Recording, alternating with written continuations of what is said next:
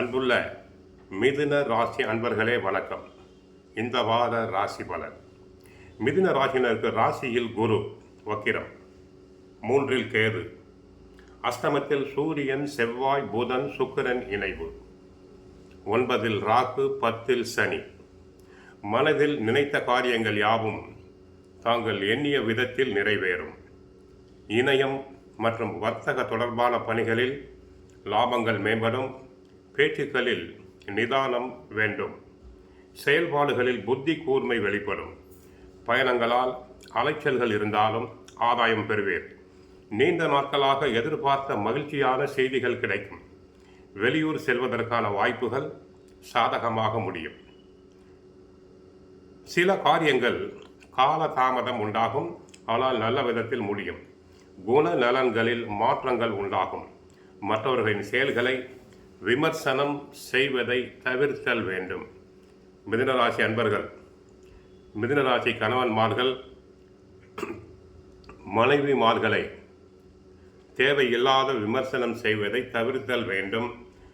மனைவியின் மனம் நோகும்படியாக நடத்தல் கூடாது.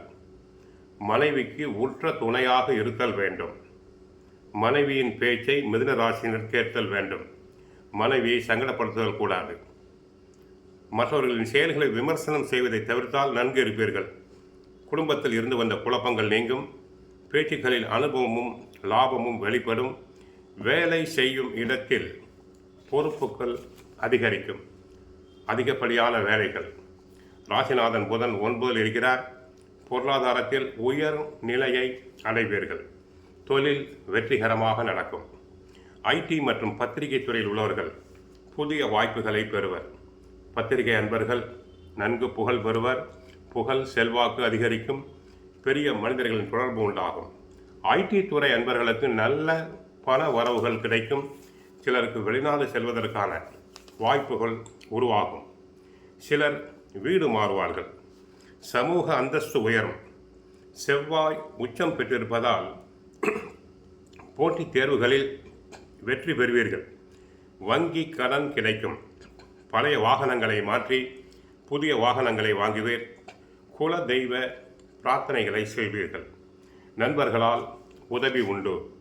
பொதுமக்கள் தொடர்பு தங்களுக்கு சிறப்பாக இருக்கும். குடும்பத்தில் கருத்து வேற்றுமை குறையலாம். சுப காரியங்களில் சில தடைகள் உண்டு. அஷ்டமத்தில் சூரியன் இருப்பதை கவனத்தில் கொள்ள வேண்டும். அரசாங்க விரோதம் வேண்டாம்.